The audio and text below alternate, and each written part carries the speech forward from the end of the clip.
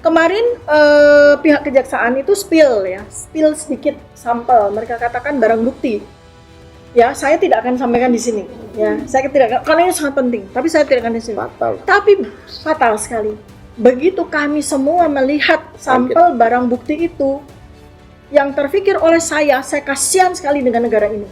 Akan melihat betapa buruknya tata laksana governance di negara ini, sehingga dokumen-dokumen seperti itu bisa meluluskan seseorang menjadi presiden. Ya, jadi itu kasihan negara kita. Iya, sangat menguntungkan kita, teman-teman. Ya, yang kedua, saya kasihan kepada Pak Jokowi. Saya kasihan sama beliau. Sulit sekali mempertahankan barang bukti itu. Bismillahirrahmanirrahim. Assalamualaikum warahmatullahi wabarakatuh. Waalaikumsalam warahmatullahi wabarakatuh. Hasbunallah wa ni'mal wakil, ni'mal maula wa ni'man nasir. La haula wa la quwata illa billahil aliyil azim.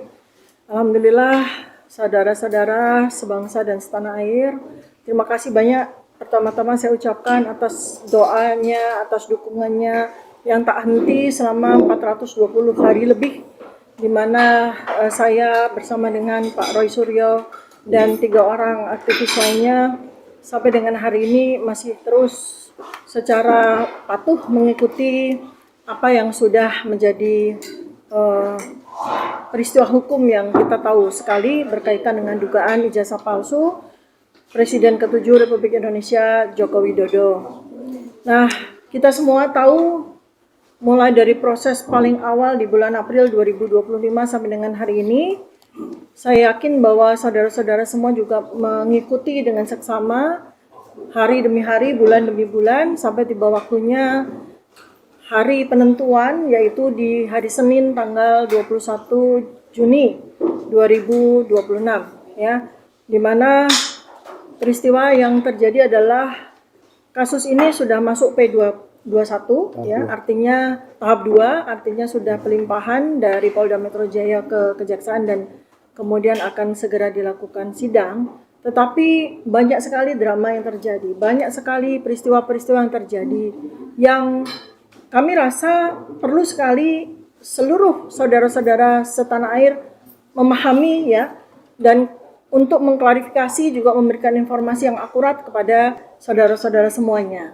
Nah, insya Allah saya bersama dengan sebagian dari advokat yang akan mendampingi saya, tim pembela Dr. Tifa, ya, yang selama 1 tahun ini bekerja dan sekarang juga sudah ditambah suntikan kekuatan dari tim LBHI Muhammadiyah, ya, yang nanti akan bergabung bersama dengan kami semua untuk mempertarungkan, ya, bertarung untuk menegakkan kebenaran dan keadilan pada sidang yang insya Allah akan berlangsung dalam waktu yang tidak lama lagi, yang sudah diputuskan di Pengadilan Negeri Jakarta Timur, ya. Nah, jadi pada kesempatan pertama ini, pada hari yang baik ini, ya, saya pada waktu dibawa atau dilimpahkan ke Kejaksaan, seperti teman-teman semua tahu, ya, sedang dalam kondisi sakit, ya. Oleh karena itu maka saya setelah selesai semua kegiatan pelimpahan di Kejaksaan, ya, saya harus beristirahat, ya. Oleh karena itu maka baru sekarang saya bisa sampaikan beberapa hal penting bagi semua. Ya, terima kasih juga kehadiran semua awak media, sahabat-sahabat YouTuber, podcaster, jurnalis semuanya, ya. Nah, pertama-tama insya Allah kami siap untuk menghadapi sidang bersama dengan teman-teman yang sudah bergabung, ya. Saya akan membacakan, ya, siapa-siapa para advokat yang bersama dengan kami, ya. Mungkin tidak sempurna, tidak semua bisa kami sebutkan, tetapi yang paling penting adalah bahwa kami akan memberikan informasi kepada teman-teman semua, kepada saudara-saudara semua, ya, bahwa tim ini adalah tetap merupakan tim pembela Dr. Tifa dari sejak awal, ya, dari sejak awal kasus ini, dipimpin oleh sebelah saya Pak Abdullah Al-Katiri, ya. Kemudian anggotanya adalah Dr. Fadli Nasution SHMH, kemudian Ahmad Wirawan Adnan SHMH, kemudian Aziz Januar SHMMS MH, kemudian Tony Suhartono SH, kemudian Dr. Muhammad Taufik SHMH, kemudian Ramdan Syah Bakir, SHMH, Andika Dian Prasetyo, SHMH, Denny Apriandi, SE, SHMH, kemudian Muhammad Fahri, SH, orangnya ada ya, Muhammad Rifai, SH, Insinyur Burhanuddin Suralaga, SHMH,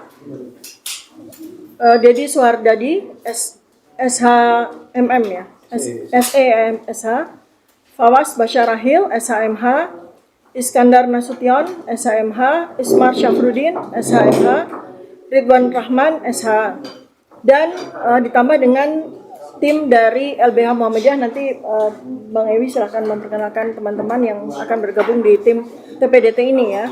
Jadi itu adalah anggota dari tim TPDT yang nanti akan membersamai saya dalam perjuangan di persidangan yang akan berlangsung dalam waktu yang cukup dekat. Kedua, yang ingin saya juga sampaikan, nanti mohon untuk ditambahkan apabila ada yang kurang ya. Jadi, untuk diketahui teman-teman semuanya, bahwa saya bersama Mas Roy Suryo sudah merencanakan untuk prapit ya, atau pra-peradilan. Jadi, kami split ya, karena memang sudah diketahui bahwa perkara kami itu split ya. Mas Roy Suryo nomor 300, saya nomor 301 ya. Artinya memang kami harus punya tim sendiri dan harus punya katakanlah strategi sendiri ya, tetapi kami terus bersinergi. Nah, persoalan pra-peradilan ya, kami sudah memasukkan surat permohonan untuk pra-peradilan, tetapi kemudian mengingat dari perkembangan situasi ya, di mana diputuskan pada tanggal 21 Juni 2026 saya tidak ditahan ya pada saat proses persidangan, maka kami kemudian memutuskan untuk membatalkan surat permohonan pra-peradilan. Nah, kami akan membacakan surat tersebut ya. Jadi permohonan pembatalan pra-peradilan. Dengan hormat, perkenan kami advokat yang tergabung pada tim pembela Dr. Tifa berdasarkan surat kuasa tanggal 20 Juni 2026 dalam hal ini bertindak untuk dan atas nama Tifa Uziatiasuma, saya sendiri atau Dr. Tifa, selanjutnya disebut klien. Bersama ini kami menyampaikan permohonan pembatalan pra-peradilan kepada yang terhormat Ketua Pengadilan Negeri Jakarta Selatan, Ceki Majelis Hakim Pengadilan Negeri Jakarta Selatan dengan maksud sebagai berikut. Bahwa kami mengajukan pembatalan atas permohonan pra-peradilan tertanggal 19 Juni 2026 atas nama klien kami yang saat ini dengan nomor pendaftaran PN Jakarta Sel sekian-sekian di Pengadilan Negeri Jakarta Selatan. Bahwa kami melakukan pembatalan permohonan pra-peradilan dikarenakan permintaan klien kami dan saat ini klien kami sudah dikabulkan untuk dilakukan penangguhan penahanan pada perkara Akuo. Bahwa dengan alasan tersebut kami berpendapat sudah tidak relevan apabila dilanjutkan upaya hukum pra-peradilan. Maka dengan ini kami menyatakan dan memohon untuk dapat membatalkan permohonan pra-peradilan tertanggal 19 Juni 2026 antara Tifa Uziatiasuma selaku pemohon terhadap Kepala Kepolisian Negara Republik Indonesia, Ceki Kepala Kepolisian Daerah Metropolitan Jakarta Raya selaku termohon. Demikian permohonan ini diajukan dengan mempertimbangkan serta diakomodir peraturan yang berlaku. Atas perhatian dan tindak lanjutnya kami ucapkan terima kasih. Dengan demikian maka saya Tifa Uziatiasuma dengan ini melakukan pembatalan terhadap permohonan pra-peradilan. Nah, selanjutnya teman-teman semuanya bahwa insya Allah dengan bismillah kami, saya, Dr. Tifa bersama dengan tim advokat pembela Dr. Tifa insya Allah akan siap ya untuk menghadapi pengadilan yang nanti akan ditentukan dan bukan di Jakarta Selatan tetapi di Jakarta Timur sebagaimana yang sudah ditetapkan. Nah, sedikit kami sampaikan, nanti mungkin Pak Abdul Al-Katiri dan teman-teman advokat bisa menambahkan bahwa pada hari Senin sudah terjadi peristiwa pelimpahan berkas, ya, peristiwa pelimpahan P21 ya tahap 2 di mana saya bersama Mas Roy Suryo bersama dengan barang bukti dan semua dokumen yang terkait dengan peristiwa ini sudah dilimpahkan oleh Polda Metro Jaya ke Kejaksaan Negeri Jakarta Selatan. Dan untuk itu kami pada waktu itu sudah mengikuti ya mulai prosesinya mulai jam 9 pagi sampai di Kajari, Jakarta Selatan ya dan seterusnya. Sampai kemudian sekitar pukul 16 dinyatakan bahwa kami tidak perlu untuk dilakukan penahanan. Jadi selama proses sidang yang berlangsung entah sampai kapan ya, kami tidak dalam posisi ditahan. Alhamdulillah wa syukurillah. Nah, itu yang bisa kami sampaikan kepada teman-teman semuanya. Mungkin ada yang mau disampaikan Pak Abdullah Katiri atau teman-teman yang lain, silakan.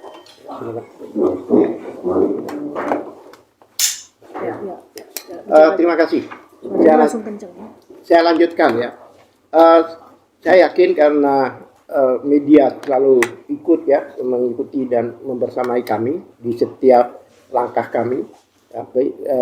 Di rumah sakit juga terlibat, seperti yang kita ketahui bahwa ada penangkapan-penangkapan yang sebenarnya tidak sesuai dengan prosedur, dengan tidak sesuai dengan ketentuan yang dilakukan oleh penyidik, dalam hal ini kepolisian Polda Metro Jaya, yang mana selama ini yang kita ketahui dan media sebagai saksi yang sering hadir pada saat mereka melakukan wajib lapor dan tidak pernah telat. Tiap minggu lakukan wajib lapor hampir 30 kali. Dan setiap dipanggil kami hadir, kooperatif. Tapi tiba-tiba pada hari Jumat, pagi hari, 19 Juli, ada kejutan yang mengejutkan. Bahkan banyak orang mengatakan bahwa itu ada tindakan brutal karena tidak berdasarkan ketentuan yang ada. Yang mana biasanya orang kalau dipanggil atau dipaksa untuk diambil di tiap tempat kediamannya itu adalah orang-orang yang mangkir dan sebagainya. Dengan ini adalah kooperatif, sehingga dasar daripada penjemputan paksa yang dikatakan oleh kepolisian, karena hari itu dari pihak keluarga menelpon saya bahwa ada polisi datang pagi-pagi hari, datang ke jam 6 pagi, yang mana Ibu Tiffany kebetulan hari itu jam 8 harus ujian disertasinya jam 8. Jadi sudah siap mau jalan di tempat parkir, di situ di stop, dipotong di situ dengan 2 mobil ya. 4 mobil. 4 mobil, bayangkan. Seorang wanita loh ini, ya kan, yang tidak pernah melakukan tindak pidana kriminal. Seorang wanita yang selama ini melaksanakan hak konstitusinya dalam menguji satu dokumen publik. Kemudian saya tanya, telepon disambungkan karena kami juga khawatir siapa mereka ini. Karena tidak berbaju polisi ya, berbaju preman. Sehingga pada waktu itu saya sendiri, saya minta berhubungan telepon dengan salah satu orang yang menangkap itu. Saya ingin memastikan, karena zaman sekarang ini kan nggak jelas apa benar gitu. Nah, kebetulan saya disambungkan dengan salah seorang penyidik yang mana suaranya saya kenal, karena saya memang kenal, ya kan. Saya dihubungkan dan mereka itu bertutup muka. Jadi pakai masker yang tebal gitu, tinggal matanya saja, kan ngeri juga kan. Kalau memang ini resmi dan sebagainya, kenapa harus menutup mukanya dan sebagainya gitu, ya kan. Bahkan kemarin dinarasikan mereka ini ditangkap dan diambil di tempat parkir. Kemudian ada yang menarasikan bahwa kenapa datang karena untuk penggeledahan. Kok penggeledahan kan di rumah, bukan di tempat parkir.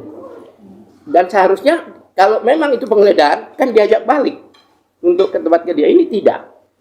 Kemudian kami tanya, apa-apaan ini? Kenapa kok pagi-pagi disatroni lah istilahnya? Atasan, perintah atasan. Untuk apa? Untuk penjemputan paksa. Ya.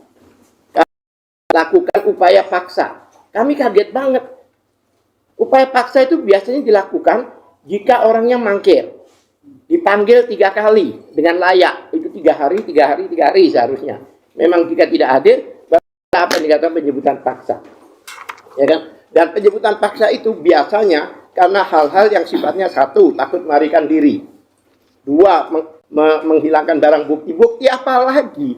Udah ratusan bukti yang mereka punya, 130 saksi, ya kan?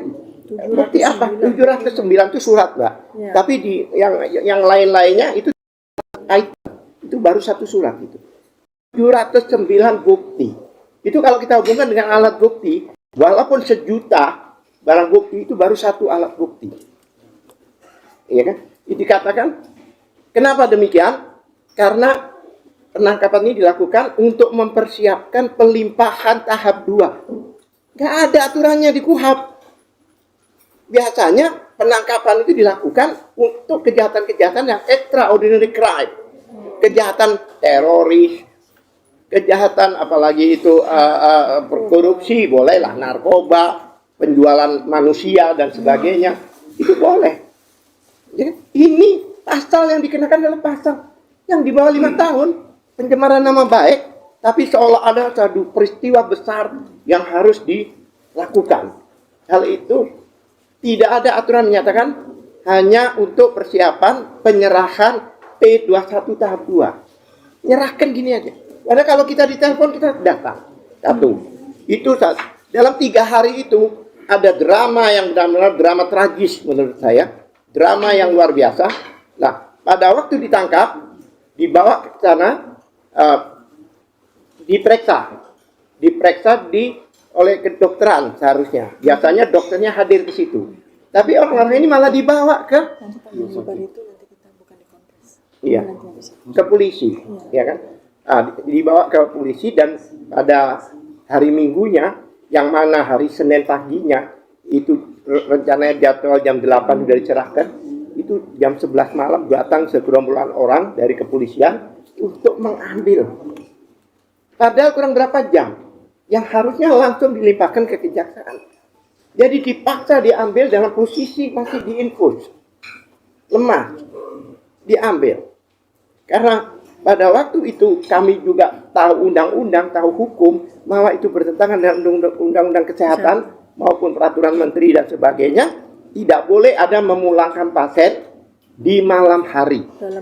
Apalagi dalam keadaan yang belum dikatakan oleh dokter yang menangani itu boleh dipulangkan. Kami bertahan itu. Sehingga mereka sudah melebihi jam 12, yang mana sudah di luar surat tugasnya, kan tugasnya kemarinnya. Maka mereka balik. Pagi-pagi mereka datang, setengah 7 kalau nggak salah jam 6, maka diambil dibawa ke Polda Metro. Nah, kami ikuti sampai di sana. Kemudian dari Polda Metro, mereka diminta untuk pakai baju oranye. Bayangkan, ini adalah orang yang melakukan hak konstitusionalnya. Adalah orang yang mengkaji ijazah publik. Baju oranye bahkan diborgol. Bayang nggak? Kemudian dibawa ke kejaksaan. Alhamdulillah, jaksa objektif. Dan jaksa nampaknya tidak mau dijadikan bemper untuk melanjutkan penahanannya. Tapi sampai di sana, dievaluasi sama jaksa, dan seperti alasan jaksa waktu dia podcastkan, kenapa mereka ini ditangguhkan penahanannya, itu dengan alasan, satu, ini sudah merupakan isu publik. Kan sidang ini bakal bertahun-tahun loh. Anda tahu nggak? 1,5 meter itu BAP. Pada waktu mau dilihat itu digotong 4 orang. 4 orang. Seperti bawa jenazah gitu. Itu bayangkan. Segitu panjangnya. Digotong. Butuh waktu bertahun-tahun ya. Iya. Saya juga heran apa ini, aku bilang. Buktikan satu surat dengan bukti setinggi itu. Ya. Saya ukur dengan tubuh saya waktu itu, saya kalah tinggi gitu. Nah, disitulah jaksa objektif katakan ini sudah merupakan isu publik dan jaksa tidak mau dibully oleh rakyat, oleh masyarakat seperti apa yang dilakukan terhadap kepolisian oleh rakyat Indonesia. Nah, itu salah satu alasannya. Kedua, dengan dokumen segini pasti akan melewati masa tahanan. Nanti bakal dibebaskan juga gitu. Maka dengan diminta kami sebagai penjamin, lawyer-lawyer ini dan keluarganya, kami buatlah jaminan itu. Kami buat jaminan itu mengatakan tidak akan lari. Dan tidak akan lari, ngapain lari? Wong kami nggak ada salah kok. Nah, kemarin digaungkan juga oleh grupnya, lingkarannya Jokowi itu, jaksa mengajak restoratif justice. Saya akan tanyakan, bagaimana sih? Dia baca KUHP baru nggak? Apalagi untuk delik aduan seperti ini, aturannya memang harus didamaikan. Baik itu penyidikan, ya kan, bahkan penuntut, bahkan di persidangan pun hakim berhak menanyakan, Anda mau damai apa tidak? Ya. Kok mau dilaporkan jaksa melakukan? Itu memang masuk di dalam SOP mereka dan harus ditanyakan. Ya barangkali mereka mau damai, selesai kan? Dengan pertanyaan apakah saudara mau restoratif justice, Ya. Dr. Tifa dengan tegas mengatakan tidak. Itu. Tapi dimasalahkan seolah-olah jaksa jadi apa? Jadi broker juga seperti mereka gitu. Tidak. Itu adalah protap mereka. Saya pikir karena ada beberapa orang juga yang ingin berbicara sampai di sini, ya mungkin kalau ada pertanyaan nanti insya Allah kami jawab. Terima kasih. Ya. Baik, sebelum kepada advokat yang lain, saya perlu sampaikan ya, teman-teman semuanya ya, bahwa nanti setelah konferensi ini saya akan menyampaikan lebih lengkap lagi ya, kronologi dari mulai pukul 6 pagi di hari Jumat tanggal 19 Juni 2026 sampai hari Senin tanggal 21 Juni 2026 di Kejaksaan ya. Di situ banyak sekali cerita, banyak sekali fakta kejadian yang saya alami sendiri bersama dengan saksi saya, baik dari para advokat juga, yang sangat perlu untuk saya sampaikan dengan sejelas-jelasnya kepada masyarakat luas untuk mengcounter segala macam isu ya, disinformasi yang beredar selama ini ya, selama kejadian dari hari Jumat sampai dengan hari Senin. Tapi nanti setelah konferensi ya. Nah, silakan para media kalau memang berkenan untuk mendengarkan cerita saya lengkap ya. Baik, mungkin selanjutnya bisa ditambahkan lagi oleh para teman-teman advokat yang lain apabila ada yang disampaikan. Ya. Ya. Bismillahirrahmanirrahim. Assalamualaikum warahmatullahi wabarakatuh. Iya. Mungkin saya hanya menambahkan dan sedikit menanggapi mungkin bahwa adanya komplain ataukah kompres yang dilakukan oleh beberapa pihak yang sampai teriak-teriak bengok-bengok kata orang. Nah, itu baru kita luruskan. Harus dijawab dengan detail apa-apa yang dia teriakan itu adalah tidak sesuai dengan mekanisme atau tidak sesuai dengan aturan hukum yang berlaku. Perlu kita sampaikan juga bahwa mereka yang berteriak itu adalah orang-orang yang salah satunya adalah sebagai pelapor. Tetapi dalam kasus ini ternyata oleh pihak Kejaksaan Jakarta Selatan itu sudah ditolak. Ya, jadi yang proses hukum untuk kita hadapi nanti ini pelapornya adalah hanya Pak Jokowi. Kalau untuk 3 orang itu atau 4 orang itu sudah dibatalkan karena tidak memiliki legal standing untuk melakukan laporan polisi. Jadi adapun dramanya selama ini tidak kemana-mana itu sebenarnya adalah di luar mekanisme dan tidak sesuai dengan etika yang ada. Karena apa? Karena mereka adalah bukan pihak dalam persoalan ini. Pertama, kedua masalah teriakan-teriakannya meneriakan ke Pak Presiden, mereka kepada Jaksa Agung, kepada Bang Dasko dan lain-lainnya. Itu dulu juga mereka berteriak akan membakar, mengancam kejaksaan kalau tidak dilakukan penahanan. Nah, ini yang harusnya pihak kepolisian atau aparat keamanan itu mengambil langkah-langkah hukum kepada orang-orang yang memprovokasi gitu loh, hal seperti ini. Mereka tidak paham hukum sebenarnya, ya, terutama adanya tuduhan-tuduhan. Selama ini mereka memang kan paling doyan untuk menuduh kita. Ada di belakangnya orang besar lah. Sekarang menuduh lagi Pak, secara tidak langsung menuduh Presiden Prabowo, ya, yang melakukan intervensi. Karena apa? Katanya Pak Jaksa Agung itu bawahannya, atasannya Pak Jaksa Agung siapa? Presiden. Nah, ini hal-hal yang seperti ini yang harus diluruskan. Atasannya polisi. Atasannya polisi juga siapa? Gitu. Menyalahkan polisi juga.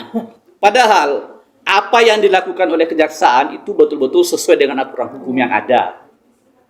Andaikan mereka mau melakukan atau melanjutkan apa yang dilakukan oleh pihak Polda Metro, malah itu kan menyalahi aturan. Ataukah minimal equality before the law. Kita lihat ada beberapa kasus yang sama persis. Masalah Sylvester Matituna, saya harus juga gambarkan. Dia adalah pada saat itu siapa yang dia korban yang dia laporkan, yang dia hina. Kan pada saat itu wakil Presiden Republik Indonesia dan masih menjabat pada saat itu, Bapak Yusuf Kalla. Saya kebetulan pada saat itu salah satu kuasa melakukan pelaporan, ya, kepada Sylvester Matuttina. Pada saat proses sebagaimana alasan Polda kemarin penyidik bahwa dilakukan penangkapan dan penjemputan paksa karena akan dilimpahkan tahap 2 dilimpahkan ke kejaksaan. Kita lihat kasus yang sama, apakah dilakukan hal yang sama? Sylvester padahal udah inkrah ya. Selvister pada saat itu proses P21 tidak dilakukan penangkapan penahanan. Justru Bahkan sudah divonis. sekarang pun jauh melebihi hal yang apa yang kita alami. Karena apa? Selvister itu sudah ingkrah, sudah final bahwa dia bersalah, dihukum 1,5 tahun. Ya, harusnya, tapi sampai sekarang ternyata belum dilakukan penangkapan.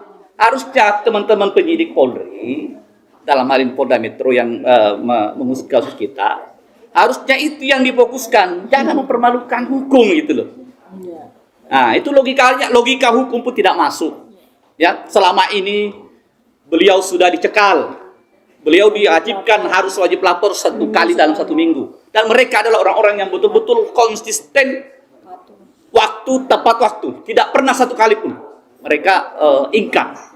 Kalau memang betul-betul mau sesuai dengan aturan hukum yang ada, nggak usah bikin heboh, bikin ribut, bikin dramatisir, mereka datang langsung, Bu, besok Mas Pak Al-Katiri, besok hari ini kita mau nimpahkan ya, sebagaimana yang kita alami selama ini. Kita ini lawyer semua ini, saya yang sudah hampir 30 tahun jadi lawyer, semuanya tidak ada masalah pelimpahan.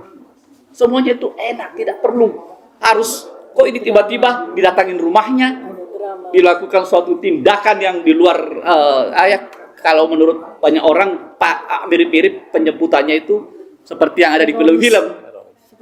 Seperti terorisme. Kebetulan juga kita sering menangani kasus terorisme ini, apalagi teman-teman dari Muhammadiyah. Senior kita Bapak Prof. Nusro Mukadas luar biasa. Kemudian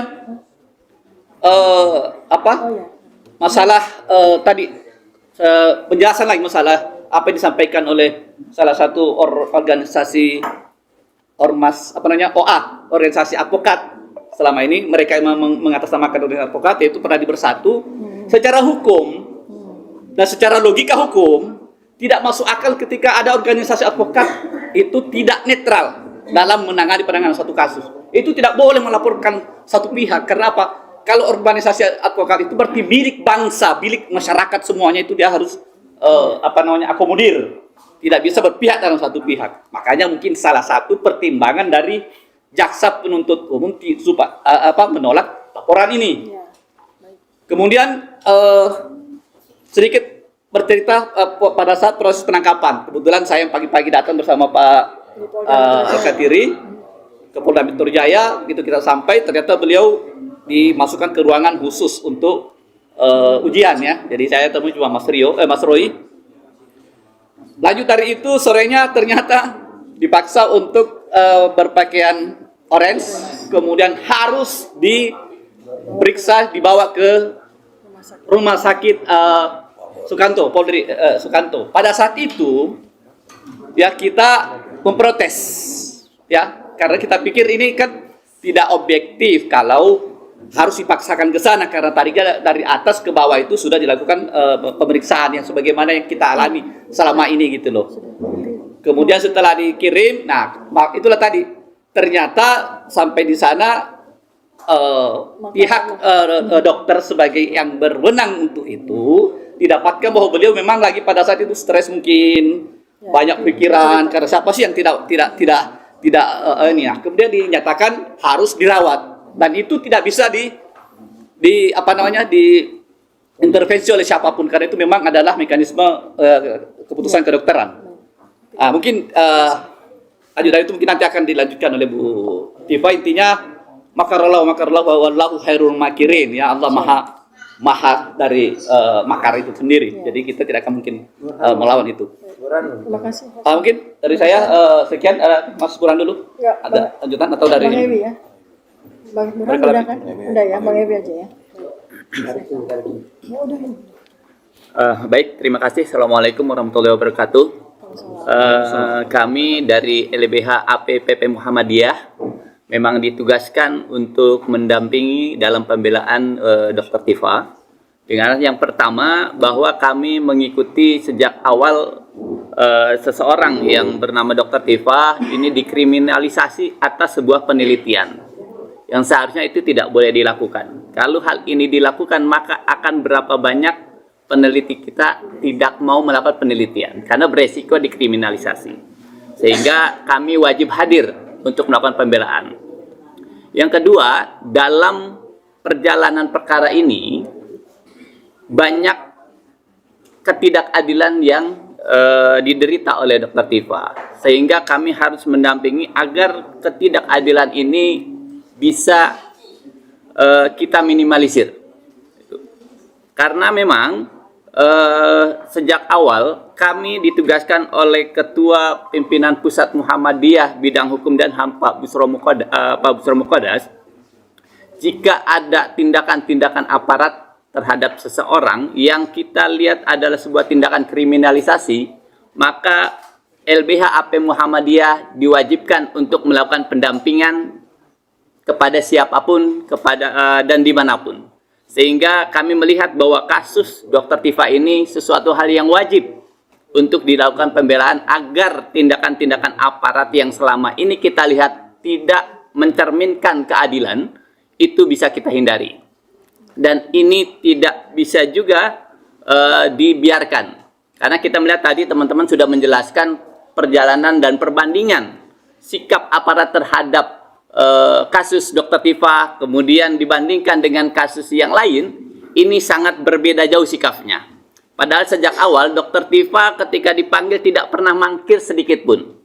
Dilakukan wajib lapor, dia tidak pernah alpa sekalipun. Dan setiap undangan apapun dari pihak kepolisian, dia tidak pernah mengabaikan undangannya. Sehingga ketika dilakukan penangkapan secara dadakan dan seolah-olah ini seperti tindakan teroris, ini salah satu bentuk intimidasi dan kriminalisasi yang tidak bisa kita biarkan. Kemudian kita berharap dengan akan diselenggarakannya sidang, kita berharap bahwa ketidakbenaran atau kebohongan yang selama ini ditutupi ini bisa terungkap. Tapi yang jadi pertanyaan kami selama ini, apakah ada keberanian dari Bapak Jokowi untuk hadir dalam persidangan yang akan digelar nanti? Kami berharap dia menunjukkan jiwa kenegaraannya untuk hadir dalam persidangan dan membuktikan jika memang dirinya yang selama ini dia anggap kebenaran, dia ungkap dalam persidangan, sehingga terbukti siapa yang salah dan siapa yang benar. Mungkin itu saja yang dapat saya sampaikan. Terima kasih. Ya, terima kasih Bang Ewi. Saya juga akan sampaikan ya, ini beberapa hal penting terakhir ya untuk konferensi ini. Ya, yang pertama adalah saya perlu mengklarifikasi soal perawatan saya dan Pak Roy Suryo ya di Rumah Sakit Kramat Jati. Karena ini banyak juga isu-isu yang tidak bertanggung jawab yang beredar ya. Jadi terlepas dari apapun keputusan dari Polda Metro Jaya untuk membawa kami ya sekitar pukul 15.30 di hari Jumat 19 Juni 2026, setelah kami kemudian sudah dipindahkan ke tahti ya, tahanan titipan. Jadi posisinya sudah masuk jadi tahanan. Saya sudah masuk sel, sudah pakai baju orange ya.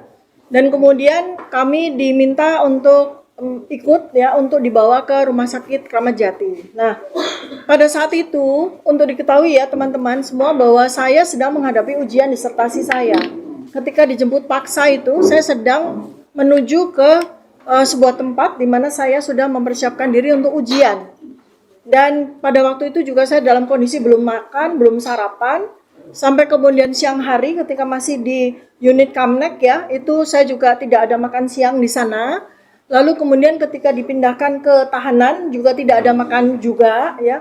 Maka saya sebagai orang yang menderita GERD ya pasti kambuh ya. Karena hormon yang namanya kortisol itu sudah naik dari pagi begitu ya. Kemudian pada siang hari ketika pihak Kamnek itu memindahkan saya ke unit tahanan titipan ke tahti, itu ada pemeriksa dokter ya. Nah dokter itu khawatir dengan saya karena tensi saya waktu itu melonjak sampai 165/100 dengan denyut jantung sampai 100 ya. Ya pastilah ya karena saya dalam kondisi sedang menghadapi ujian dan ujian saya itu dari jam 8 pagi sampai jam 12 siang dikelilingi oleh polisi. Jadi saya ujian menghadapi 13 penguji, di sekeliling saya itu polisi, bisa dibayangkan kan. Alhamdulillah sidang ujian bisa saya langsungkan dengan baik. Dan dari jam 8 sampai jam setengah 12, bayangkan dalam kondisi tidak makan. Lalu siang pun juga tidak ada makan, lalu kemudian saya dipindahkan. Tidak heran bila tensi saya itu naik secara mendadak. Dan tambah lagi GERD saya sudah mulai muncul ya pada waktu itu. Sehingga ketika saya sudah masuk sel, saya dipanggil untuk ke rumah sakit Kramat Jati. Saya pikir karena persoalan tensi saya gitu. Nah, ya inilah yang namanya wa makaru wa makarullah ya. Jadi pihak kepolisian pasti juga tidak menyangka bahwa ketika saya diperiksa di UGD, diperiksa lengkap ya, lengkap semua, lab, ronsen semua lengkap, ternyata pihak rumah sakit menyatakan bahwa saya tidak sehat dan saya harus dirawat. Jadi ini perlu diketahui ya, bahwa ini adalah kebijakan dari Rumah Sakit Polri Kramat Jati. Inisiatif mereka yang melihat bahwa saya memang dalam keadaan sakit. Mungkin secara penampilan kelihatan sehat dan sebagainya, ternyata setelah diperiksa saya tidak bisa untuk keluar dari rumah sakit tanpa perawatan. Ya, jadi itu yang terjadi. Saya rasa di luar dari perkiraan atau skenario dari Polda ya gitu. Karena mereka pikir saya diperiksa lalu kemudian pulang lagi ke tahanan. Nanti cerita selanjutnya akan saya sampaikan pada setelah sesi berikutnya ya. Ya, baik teman-teman, karena waktu juga saya mengucapkan terima kasih atas kehadiran teman-teman media semuanya. Mudah-mudahan apa yang Anda siarkan ini menjadi informasi yang baik, akurat, valid. Nah, mungkin ada 1-2 yang mau bertanya, saya persilakan. Kawan bertanya, silakan Dok. Terkait tadi Pak Alkatiri bilang ada dokumen banyak yang sebesar manusia itu. Lebih dari manusia. Saya kan sempat mengikuti sidang Bambang Pi dan Gus Dur. Nah, apabila sidang ini tidak mengacu kepada ijazah tapi mengacu UIT, gimana tanggapannya? Sebenarnya Kita tunggu dakwaan dulu ya. Kita tunggu surat dakwaan. iya, ini kan andai kata. Iya, andai kata. Ya, sekarang semua kita hadapi ya. Karena di ITE itu pun juga tidak terbukti sebenarnya. Kan dari awal saya katakan bahwa unsur delik setiap pasal yang dikenakan tidak kena. Sekarang contohnya 32 itu yang namanya dokumen informasi elektronik atau dokumen elektronik milik orang lain. Kita tidak ngomong ijazah ya. Lah, dokumen elektronik, informasi elektronik milik siapa itu? Milik siapa? Yang mengupload itu siapa? Itu pemiliknya. Yang mengupload adalah Dian Sandi, bukan Jokowi. Jadi dokumen elektronik ini itu milik Dian Sandi, karena itu bukan analog. Jadi seharusnya yang melaporkan adalah Dian Sandi, bukan Jokowi. Dengan catatan itu miliknya, ya kan? Jadi yang dimasalahkan bukan dokumen ya, dokumen elektronik milik orang lain. Bahkan informasi elektronik itu kan informasi elektronik. Oleh sebab itu tidak dikenakan. Yang pasal 1 lagi, yang pasal 35 itu lebih jelas lagi. Singkat aja. Ya. Pasal 35 itu yang orang mengotak, Dokter Tifa itu dianggap mengotak-atik ya. Padahal Dokter Tifa tidak pernah berbicara otak-atik ijazah. Itu tersangka yang lain yang melakukan itu. Saya tambahkan mungkin ya supaya ini clear ya. Setelah 1 tahun kami pelajari semuanya. Pasal 32, 35 itu berkaitan dengan dokumen elektronik ya, dokumen elektronik. Sekarang pertanyaannya, dokumen elektronik Pak Jokowi yang mana yang kita utak-atik? Apakah Pak Jokowi punya ijazah dalam bentuk ijazah digital? Kalau lulusan UGM benar tahun 1985, ijazahnya itu bentuknya kertas, bukan bentuknya digital. Jadi kalau pasal 32, 35 itu diterapkan itu sama sekali tidak relevan. Kecuali lulus tahun 2025. Di mana pihak universitas sudah menerbitkan ijazah dalam bentuk digital. Nah ini orang yang mengaku lulusan tahun 1985. Ijazah satu-satunya kalau benar dia punya itu ijazah kertas. Analog.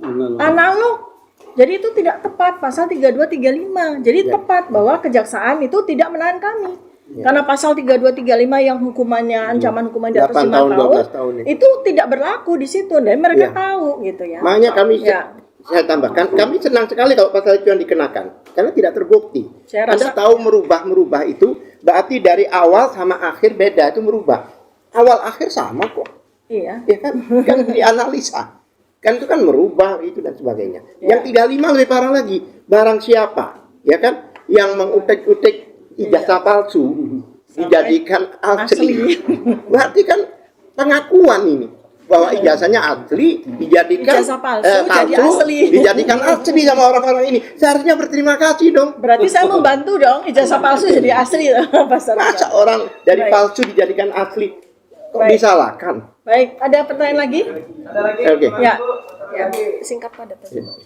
Ya, silakan. Sebelumnya kuasa hukum Pak Jokowi kan menyatakan kalau ada intervensi terkait dengan penangguhan penahanan yang Saya didapat jawab. Dr. Tifa Saya. sama Iya. Pak Saya. Surya. Enggak sebenarnya. Tanggapan dari Dr. Tifa gimana? Enggak, ya. Kemudian yang kedua, Ya. persiapan Dr. Tifa untuk menghadapi persidangan nanti seperti apa? Apakah siapa-siapa saja saksi yang akan dihadirkan, saksi Oh, ya. yang dihadirkan? Baik, pertama adalah soal intervensi itu tuduhan yang menurut saya sangat tidak bertanggung jawab ya. Jadi ketika 1 tahun 420 hari kami diperlakukan melampaui dari apa yang kami lakukan ya, kami dikriminalisasi, bahkan kami mendapatkan perlakuan-perlakuan yang tidak sewajarnya, termasuk yang terakhir kami ditangkap paksa begitu ya, dijemput paksa seperti itu. Mereka tidak mengatakan ada intervensi dari siapapun. Tapi giliran ketika kejaksaan melakukan apa yang sebagaimana undang-undang, ya mereka menuduh orang-orang melakukan atau pejabat-pejabat melakukan intervensi. Itu menurut saya itu orang yang tidak bertanggung jawab. Saya sepakat dengan Pak Hotman Paris ya, bahwa ada orang-orang yang baik yang mengaku advokat maupun yang mengaku relawan dan sebagainya, itu mereka itu sangat merugikan Pak Jokowi. Mereka bukan advokatnya Pak Jokowi, mereka juga mengaku-ngaku relawan. Pak Jokowi sendiri juga nggak pernah mengatakan mereka itu relawannya. Mereka advokat dari mana tidak jelas, kualitasnya juga jauh ya dari tapi mereka diberikan kesempatan, mereka bicara seperti itu, diberi panggung seperti itu sama sekali merugikan bukan hanya Pak Jokowi tapi juga bangsa dan negara ini. Jadi saya mohon sekarang ini juga saya sampaikan, yang saya hormati Pak Jokowi, hentikanlah orang-orang itu. Karena mereka memberikan pendidikan yang tidak baik untuk negara ini. Apalagi ketika mereka sekarang ini mengancam melakukan pembakaran terhadap kantor kejaksaan. Bukankah itu sudah layak untuk ditangkap? Mengapa mereka dibiarkan begitu saja melakukan intimidasi dan melakukan teror secara verbal kepada negara ini, kepada institusi resmi, baik itu institusi negara, ya. Begitu ya, Pak. Lalu saksi-saksi kami sudah siapkan, sebagaimana juga yang sudah kami undang di waktu kami dilakukan pemeriksaan sebagai tersangka ya. Jadi itulah nanti yang akan membantu kami untuk memberikan penjelasan. Ya, baik. Mungkin pertanyaan terakhir aja.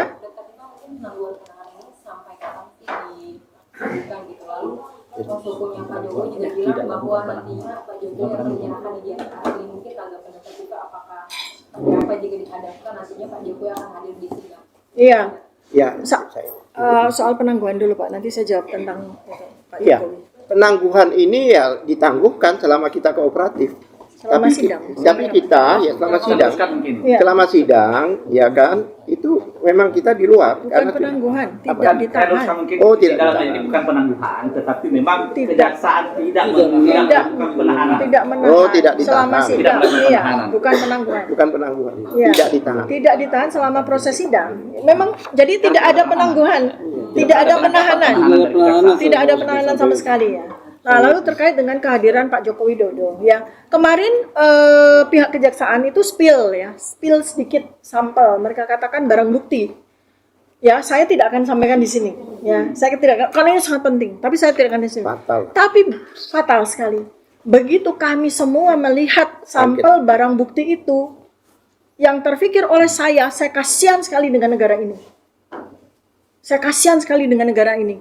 Apabila barang bukti itu nanti disampaikan di sidang, lalu kami bersama para advokat bersama dengan ahli-ahli akan melakukan examination, pengujian kepada barang bukti itu. Saya bilang kasihan negara ini karena nanti BBC, Al Jazeera, kemudian CNBC ya, bukan hanya teman-teman media lokal tapi juga media internasional akan melihat betapa buruknya tata laksana governance di negara ini, sehingga dokumen-dokumen seperti itu bisa meluluskan seseorang menjadi presiden. Ya, jadi itu kasihan negara. Iya, sangat menguntungkan kita, teman-teman. Ya, yang kedua, saya kasihan kepada Pak Jokowi. Saya kasihan sama beliau. Sulit sekali mempertahankan barang bukti itu. Ya, itu ya. Baik, terima kasih sekali atas kehadiran para media sekalian. Mudah-mudahan disiarkan, kita insya Allah akan memberikan kebenaran yang terbaik bagi bangsa dan negara ini. Assalamualaikum warahmatullahi wabarakatuh. Waalaikumsalam warahmatullahi wabarakatuh.